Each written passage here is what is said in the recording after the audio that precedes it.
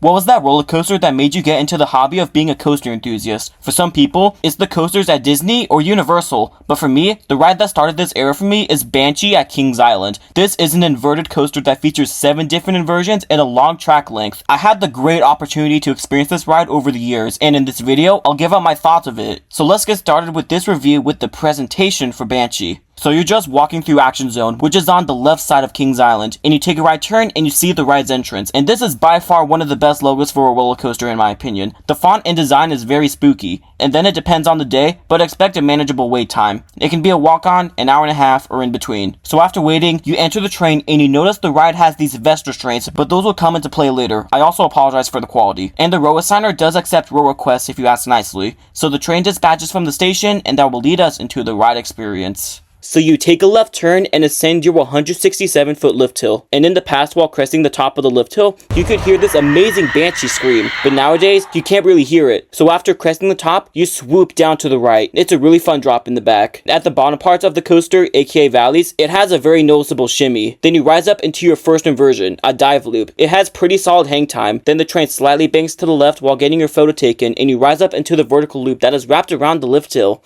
It's a rarity to find one of those. An example includes Kumba at Busch Gardens Tampa. So after the loop comes a very slow 0G roll. You get great hang time and laterals combined. Then you dive down into a ravine and rise up into a one-of-a-kind pretzel knot inversion. And this is a reverse sidewinder connected with an Immelman. And there was only one other coaster that had an inversion like this, which is the defunct Musa Scramble at Fuji Q Highland in Japan. Then the train rises into another vertical loop, and it's not that different from the first one. Then the train rises up into a right helix. Then after that is the best inversion on the ride, the slow inline twist. You get scary hang time here. It freaked me out the first time I rode it. Then you turn to the left into a very tight helix. You get very strong positives here, and it is likely to gray out as well. Then you sharply bank to the right and straighten out. And while you're on that brake run, the vest restraints are pretty much crushing your entire torso, and it's very hard to move. But that wraps up your ride experience on Banshee. And I think Banshee is a fantastic invert. But if there was one thing that I would change about the coaster, it's the restraints. They are very tight on you on the final brake run, and it feels like a plus-sized rider sitting on your lap. But besides that, the layout is really good. The forces are heavy, and I do have some sentimental attachment to the coaster.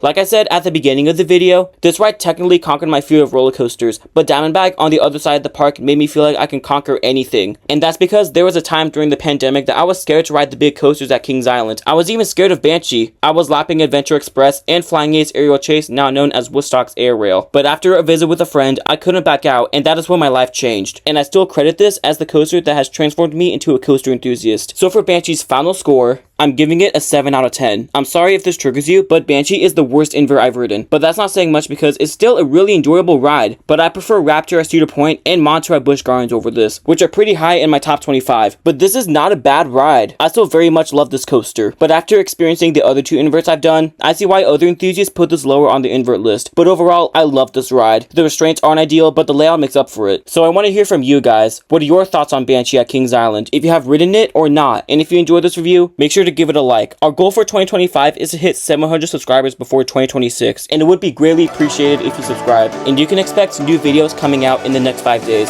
so make sure to keep that adrenaline pumping, and thanks for watching.